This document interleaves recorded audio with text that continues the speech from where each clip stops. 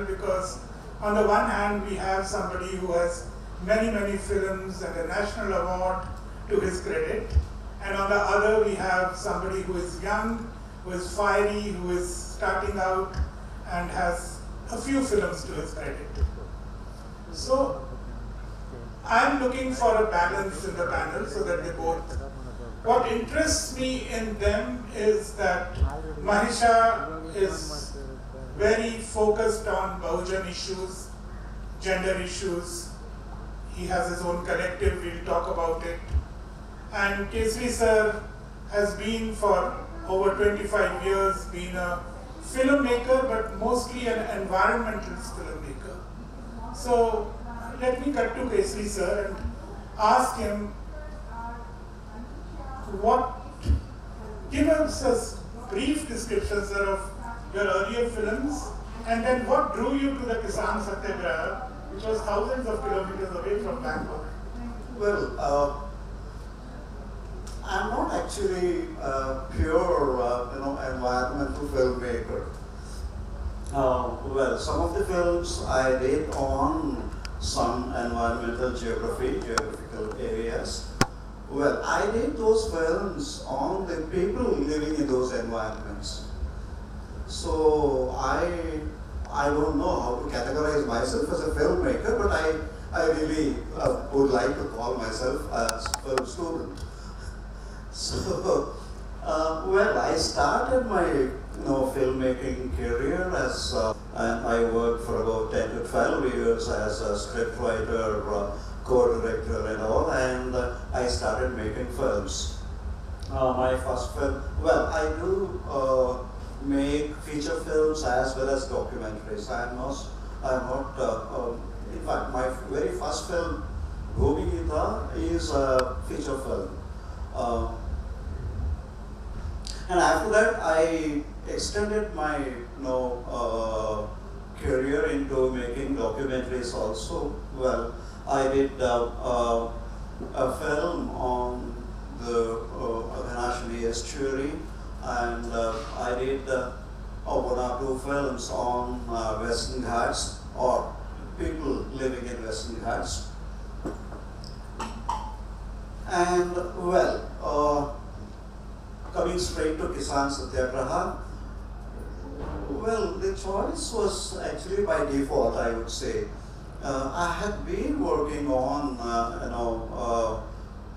agrarian issues, agricultural issues, environmental issues, and people's relationship with their environment. And in fact, one of my primary concerns was, well, in those times in 1992, 93, 95, 96, GATT was a very, disturbing social thing for us, and there were many movements against, signing of GATT and extending it to, agricultural field also. So, in the same time, development as such, the model of development that India took, right from our independence to even to this day, the model of development we have been questioning since over 40 years. So all these things, they put me in a kind of closet where I, studied more of the developmental patterns and the effects of development.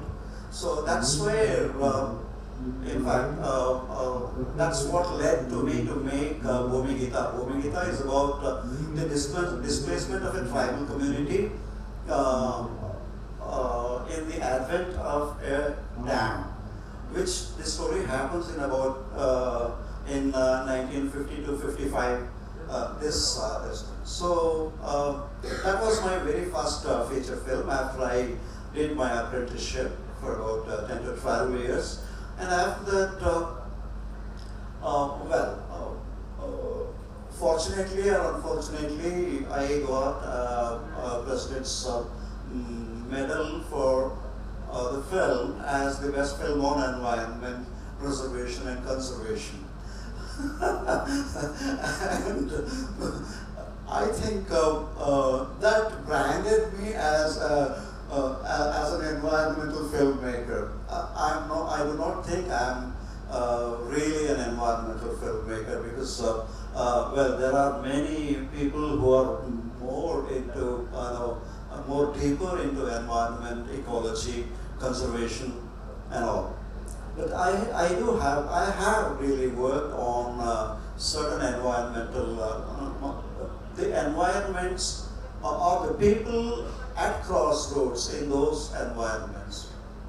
And I did Kisan Satyagraha was again, as I told you earlier, it was by default my choice. And in fact, while doing Kisan Satyagraha, or even before doing Kisan Satyagraha, I was actually in two minds because, well, it struck to me that the very people who were, benefited the most from Green Revolution were against corporatization of agriculture. In, when you look at those three black laws, black ordinances, and which became later into laws. And in fact,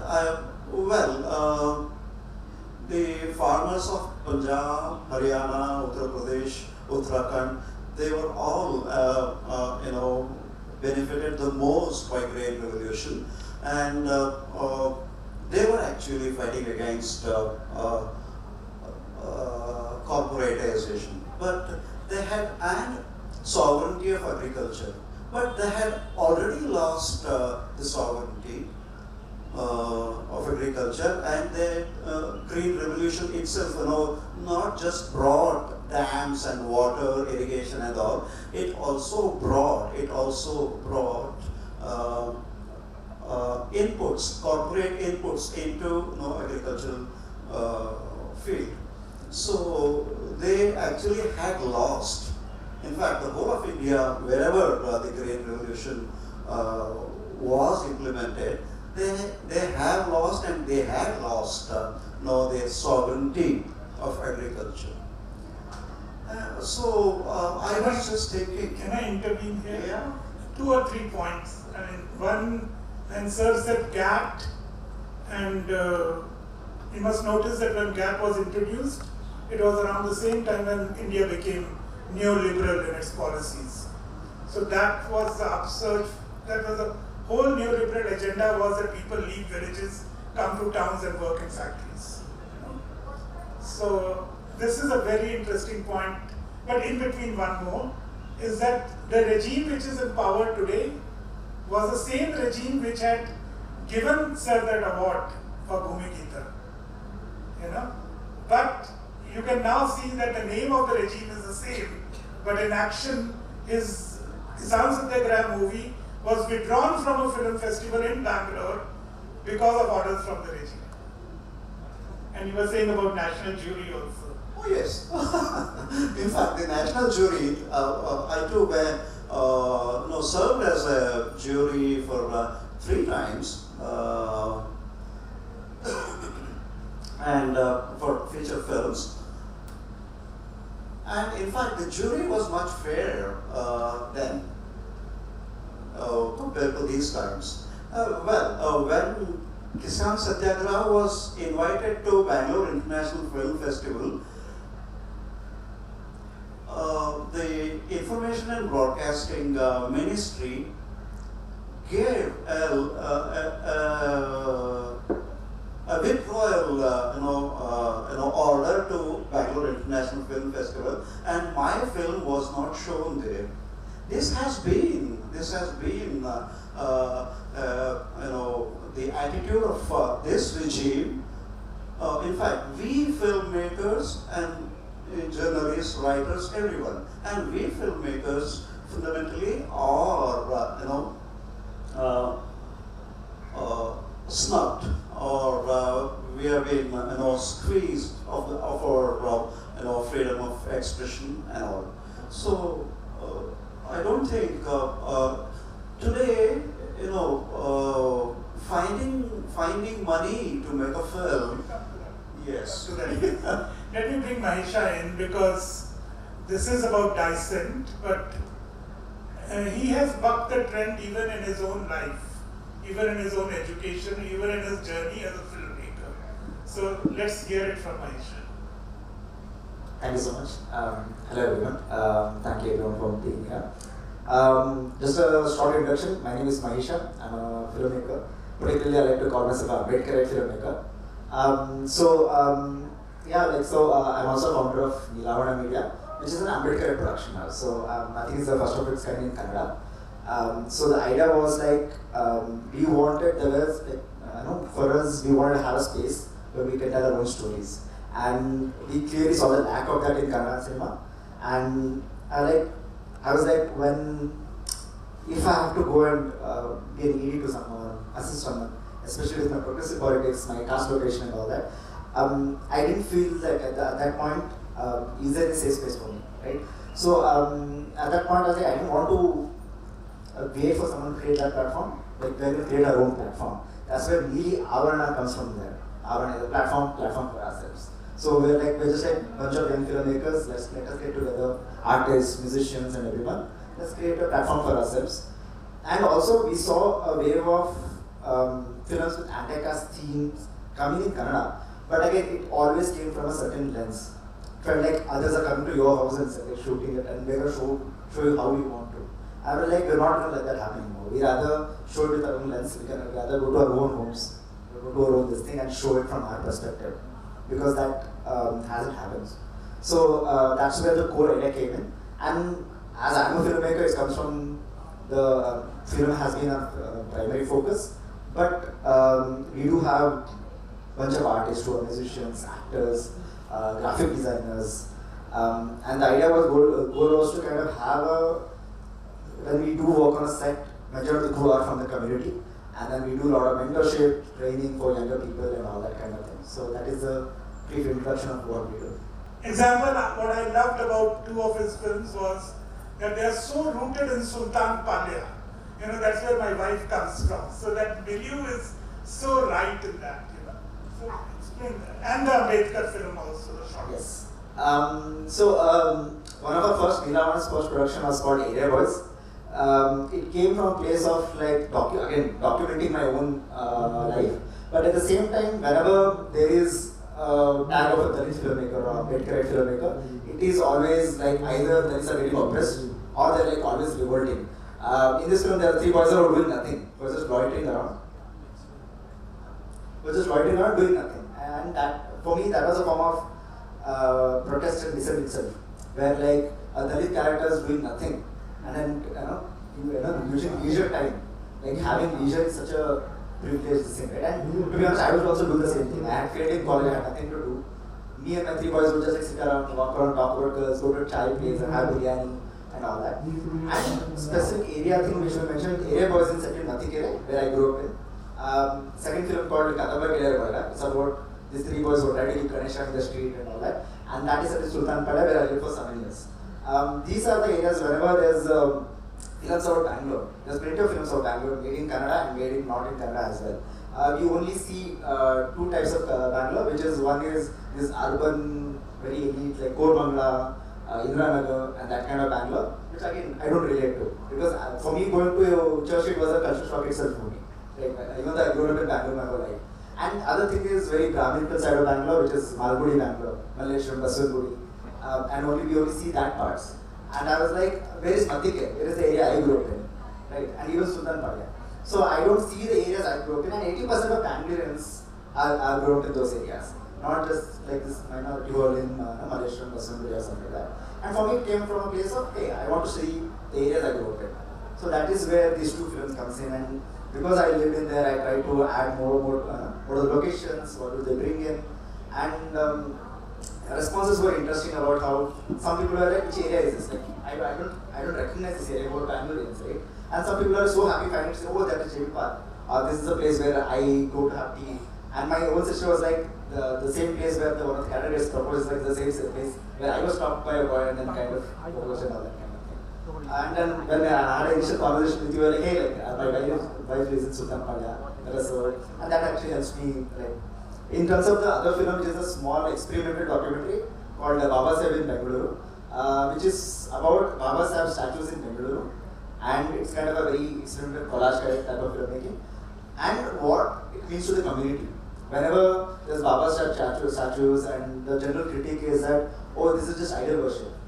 For me, through this documentary, is it just idol worship or what does that mean to the community? I try to kind of question that within myself as well. And even with that, like, it's a way of like, a lot of people, like one of my friends, like, hey, like, it's like there are like hundreds of Baba Saheb statues in that one 5-minute video. Like some people are like, hey, like that 1 second, like that 30-second that statue is near my house. Whenever I take a bus, I see that bus every time. So this mural or some murals are not there. Some murals are like repainted.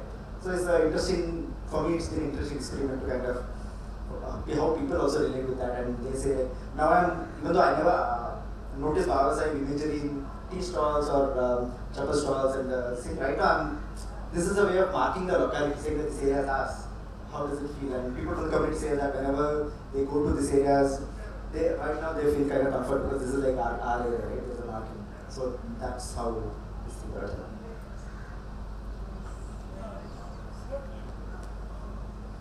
Coming to Kisan Satyagraha, there was an alien language, there was an alien weather condition, and there was a paucity of funds. And I have been seeing you since those days. We got in touch over the film you were doing there. How was that experience? How is it to live among these North Indians? No, in fact, all those were not hindrances to me, or neither they were no hurdles. In fact, I could speak a little Hindi, and I could fairly converse with the farmers there, and it was not a problem. I'm Punjabi, Yeah. and we Punjabis think that we speak Punjabi slowly, it becomes Hindi. Yes. You know, No, I didn't really find the kind of problem. It didn't really come across in my case. I don't know. I think I was fortunate. You went down to visit villages in Punjab, Yes. visited people. So Yes. tell us about that. Yes. How did that happen? Yeah. In fact, there I went to some 2 or 3 districts, and yes. Well, we reached Singhu border on the 4th of December 2020, and in fact it was night, and we shot in the night for about 5 to 6 hours, and well, I could actually meet some Haryani farmers, and they spoke Hindi. And even Punjabis, well, the Punjab farmers, they spoke Hindi. All you see, you have seen the film twice or thrice. Yes, and every farmer of Punjab speaks Hindi, and their accent is a little Punjabish. But I didn't really find it as a hurdle. One thing, and culture, in fact, I straight away, relate to a culture with food, and and Punjabi food was so delicious and so so I didn't really I could really see what were the ingredients put in that sabji or in that whatever. And it didn't really matter to me at all. The only thing that mattered was money. In fact, I had to pack up my schedule 5 to 6 days earlier in my second trip to Singhu border and Tikri border and all, because well, we were left with only coming back to Bangalore, that much of amount we had in our pockets, and we booked a train ticket and came back to Bangalore. Again, fundraising was the greatest hurdle that took us. In fact, many of my friends on when myself and one of my other friend, they put regular news about this film and also solicited funds. Many friends, at least 600 friends, they supported me with small amounts, but we could somehow pull through the shooting, and we were actually left with no money for post-production. And again, some of my friends came forward and they put some money, and one of my friends, Swarna Bhatt, she actually spoke to some industrialist and he straight gave 1 lakh rupees. Yes. And another friend, Sripad Bhatt, he and his friends, they actually pooled some money and gave some 80,000. So we were, in fact, we just needed about 2.5 lakhs to complete for the post-production, and we could somehow manage. Still, I have, and after that, we did some, some 100 to 120 shows in many parts of Karnataka and India. And we could actually raise some money from that thing, and I could actually, I had also taken some soft loan, and even Chaitanya is here, he's contributed to the film, and you yourself, with your contacts, I could raise some 40 to 45,000 from people of Punjab, and who are in Delhi and who are in Punjab. So that way we could somehow pull on and complete the film. Again, I tell you, I had 2 more questions in the film which I could not address because of my funds. But there's an interesting point here, which was earlier also made, about food sovereignty, right? No, there was another term. No, there was another term. Anyway, see, when he goes there, first of all, kudos, because the protest started on 26th November. The Ugraha groups came only by 29th November, when the Singhu ones had groups came only by already there on 4th December, when even national media has not started covering it yet. What had happened is, if you remember, there was a huge trade union strike on the same day, because 26th November is Constitution Day. 25 crore, it was a left organized protest. But this one sort of piggybacked it, and it became like, 25 crore people in India protesting. It was not that. The trade union protest was for 1 day. These guys also started on Constitution Day. So they got sort of mixed with that. But then later on this protest went on. But the point here is, why did Punjab go to the Green Revolution in the first place? They were trying to defend their land now. The whole protest sub-theme was that it is a right fight for our existence, for our land is our existence. But the point is that, and which is what Professor Nanjan Swami used to make very famously, that by going the Green Revolution way, you have already compromised your sovereignty. And that is the language of Karnataka. So that is why I was interested, that why did a Kannada filmmaker then, when it goes against his own activist, and stall leader Nanjan Swami sir, and when he is already saying that, he has already condemned the Green Revolution, then why are you doing? Well, so 1 second. But you must realize, why did Punjab go that way? One was, of course, what partition had done to Punjab, the penury there. And second was because they told Punjab, we are doing it for the whole country. Now Punjab won't go around the whole country verifying whether our food is really helping the country or not. They're told you're doing it for the country. Like they tell Punjab, you'll fight this battle with Pakistan for the country. And Punjab is very good at, executing tasks. When they're told that this is a responsibility, it goes and starts doing it. And now for 40 years, we have seen the genocide of the Green Revolution in Punjab. But it is still producing bumper crops. So this sort of, schizophrenia of Punjab is very interesting to study, and many have studied it as well. But the sovereignty of the land, which the Green Revolution actually compromised the sovereignty of the southern parts of the country. Because your millets went away out of the food. Rice came in, wheat came in. So your food systems changed because of the Green Revolution. Because the PDS system started, and so the Green Revolution is a very contested area. And the farmers were, they were tasked with Green Revolution, they are fed up of Green Revolution, they want to get out of Green Revolution, but they definitely don't want to get corporatized. That was the point of the protest.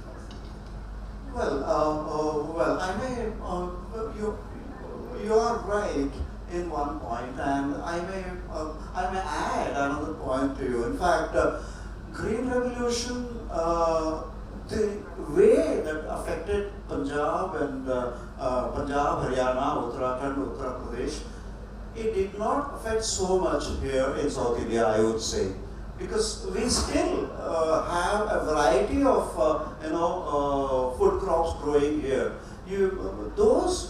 The area covered by Green Revolution was quite less in South India compared to Punjab, Haryana, and other states. In fact, you go to North Karnataka districts and Chamarajanagar districts, we have a variety of food crops growing there, and that we don't see in Punjab or Haryana. They stick only to rice and wheat, or paddy and wheat, and without that they cannot grow anything in their soil. Green Revolution, the kind of irrigation that that has happened there has actually, they have a dead soil. I would say they have to, get channel water, and they have to get a lot of pesticides and fertilizers, chemical fertilizers and pesticides. Only then they can grow wheat and paddy. So that is the situation. That's the situation. They do not grow. I inquired many farmers there. So one of the themes that I was inquiring with unions was that, okay, you are against the laws, let them be they will be revoked if you succeed. But you are already in a bad way agriculture-wise. What are you doing for that?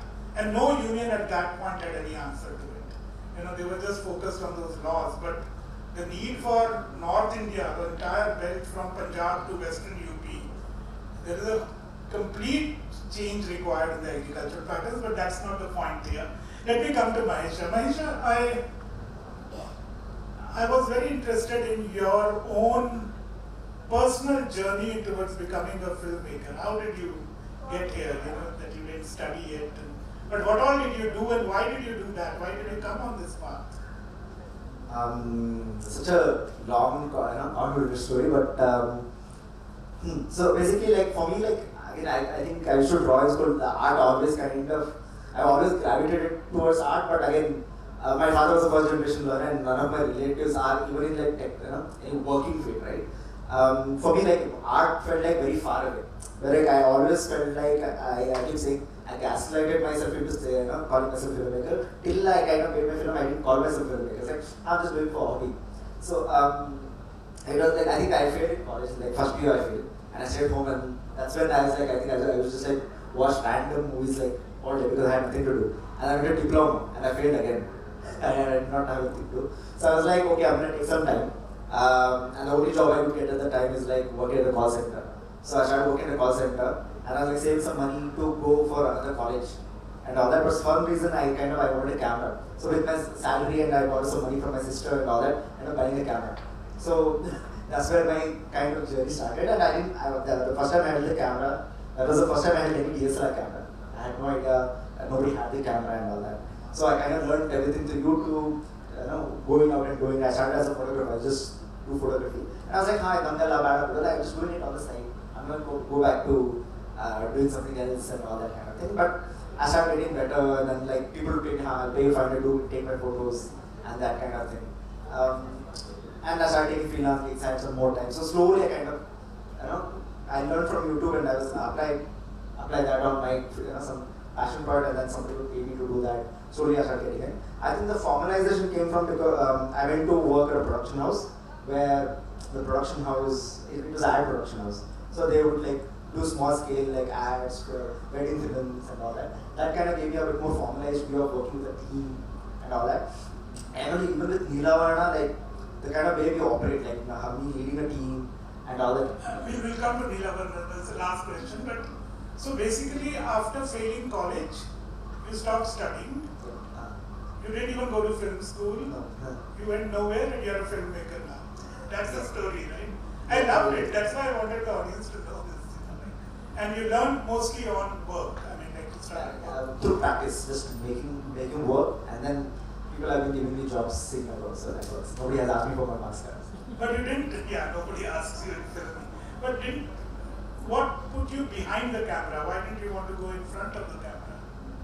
Even right now, being on stage, public speaking is very hard for me. So I think that was another question, being in front of the camera. But I wanted to create. First, the idea was just to create, tell a story or whatever. But more, I kind of found my own voice, trying to find questions I had about the society, my location, and a lot of questions, right? And I didn't get answers. So in search of answering, trying to find that answers, I kind of found a voice. What kind of stories I want to tell? Like I didn't want to create art or tell stories, but the kind of what would those stories be came alongside when I was actually discovering my place in the society, how do people interact with me, and the kind of history my family and the community comes from. All this kind of like where I was reading America and all that together. And then I was like, oh, this is the work I want to do. That's how they kind of coincided like working together. Sir, what are you working on now? And how is the funding scene for that? Because that was you literally came back after your second shift. You didn't stay on for third and fourth. Even that protest just went on and on. The grit of those farmers, till finally the laws were revoked. So at what point did you say that, okay, I have enough footage and I've seen the film, so I'm saying it that you have concluded it very well also with the final thing that happened. But at what point as a filmmaker did you feel that, okay, I have it, I can now do it, and I can do it even remotely from news coverage? To be very honest, in fact, I wanted to shoot for another 15 days. Since I didn't have the funds in place, so I had to come back and finish my film in the footage I had. I had about 70 hours of footage, and I had to make a film, make a cut out of it and then bring out a film. So I could not actually, as I told you earlier, I could not address two questions. One is that, why are they not adapting to a sustainable agriculture, and what kind of sovereignty they are looking for? It's not only Punjab, or it's not only Haryana or whatever. I was actually looking at the whole of India, and the MSP may be very important to Punjab, to farmer of Punjab, and it may not be very important to Karnataka, which again is not a very straightforward answer. But just yesterday, since a week, we had a massive strike of sugarcane growers. They actually were demanding 3,500 rupees or so per ton of sugarcane. And they got some to 3,300 yesterday from the Chief Minister's assurance. MSP is very much needed, and APMC is very much needed, and mandis are very much needed here. Still, there was already a practice of selling outside mandis, whether officially or unofficially. They were actually selling. Even in fact, Adanis are buying wheat and paddy from Punjab, farmers of Punjab, in Punjab itself. So it has been going on since 7 and 8 years or 10 years. And well, they, those farmers who are severely affected by these three black laws, they were actually against the Adanis buying their thing, because they may give a good price, 50 rupees more per quintal today, and they are going to squeeze you tomorrow. That's the kind of situation. Punjab farmers, Haryana farmers, they all knew very well, because they had already seen what happened to their aloo with the Pepsi contract. Yeah? Well, okay, I wanted to make another non-fiction film for which I still am scouting for funds. And in between, I wrote historical science fiction, it's a feature film script. And I'm scouting for funds again for that. I have sent to some international programs. I don't know if this script really gets through. I should be able to make it. And Mahisha, what are your plans with Nilavara? Tell us about the collective. Tell us about how you help artists who come to you, how you collaborate with them, how you cut down on costs, how you spend on labor. That's a whole panel itself. Yeah. So we have been running for 3 years now. We started in 2022, Ambedkar Jayanti, we launched Nilavara. So over the 3 years, the primary focus was to kind of build kind of artist community who are from the community. First find the artists, and then kind of tell them what we are doing, and then kind of build a team. Like first we want storytellers, and then we need technicians to work, cinematographers, actors, multiple people. And even if they're not from the community who believe in our vision, who want to help us, even in simple as monetary way. I don't like to, all our projects are, I don't like to use the word self-funded. Self-funded means that we have money. We don't. I like to use the word non-funded. So all of us, we kind of pull in our own resources, our own labor to kind of make the projects happen.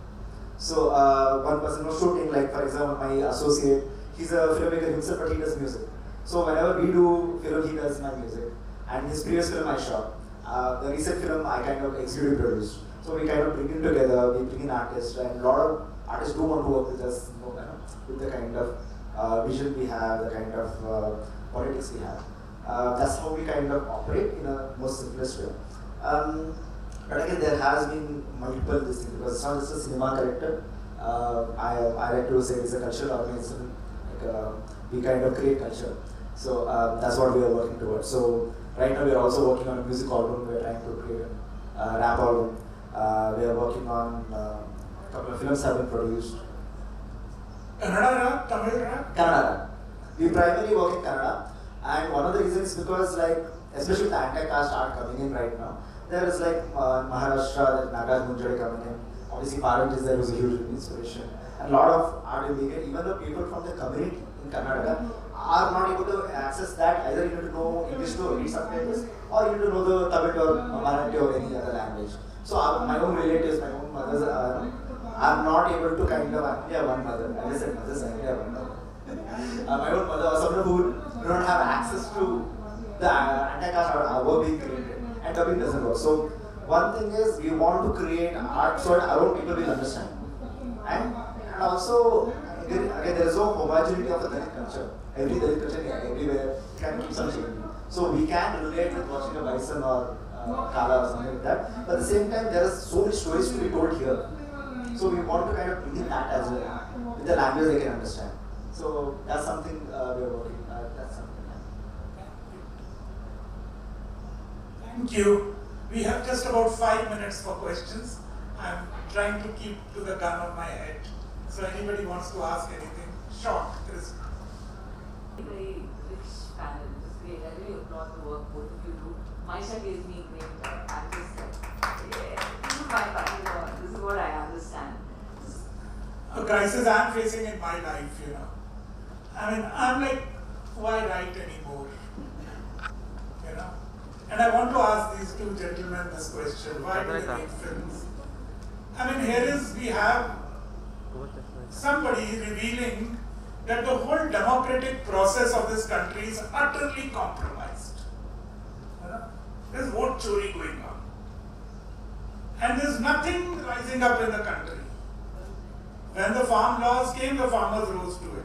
Right now, today, Punjab University is standing up to the center, making changes there. And not only the students, but the farmer unions, the political parties, social organizations, there's a big fight going on there. The government withdrew the notification last night, but they say no, conduct Senate elections, then only give a date for it. So, okay, some parts of the countries fight for their local issues. But as a country on the whole, nothing. So why make films? I have a related question for Maisha.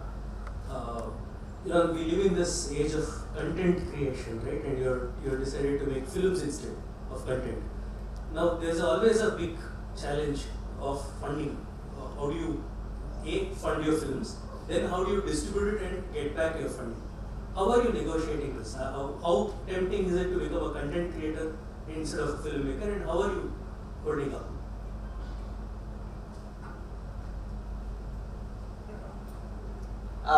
That definitely is a challenge, as I mentioned. And that definitely is a challenge, and that's something we are kind of constantly figuring out. Because I knew like there is a Savana ecosystem or general ecosystem, which is a standard, right? And if I start following the same thing, that is not possible because that system is built in a different way. So we had to ideally build a ground-up policy.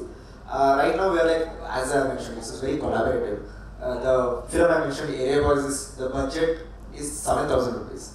Right, it's a short film, but it's not 7,000 because it cost that much.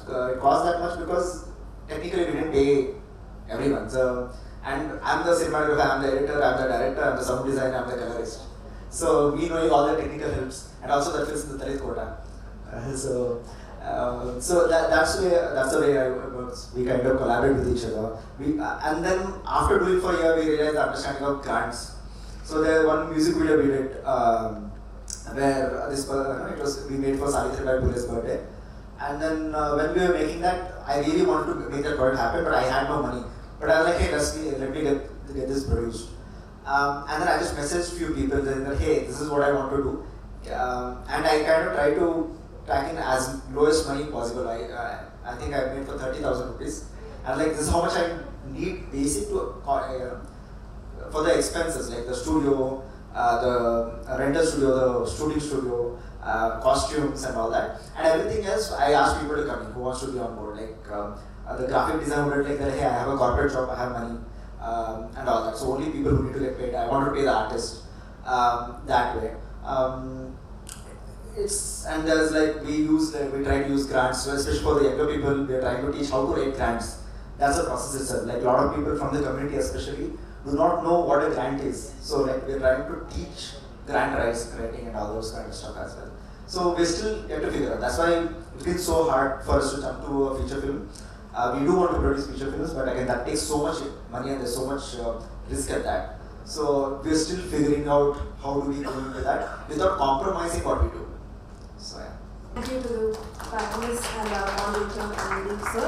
It was a very insightful panel. I request you to kindly accept our token of love and appreciation for the panel that you held right now. Thank you so much.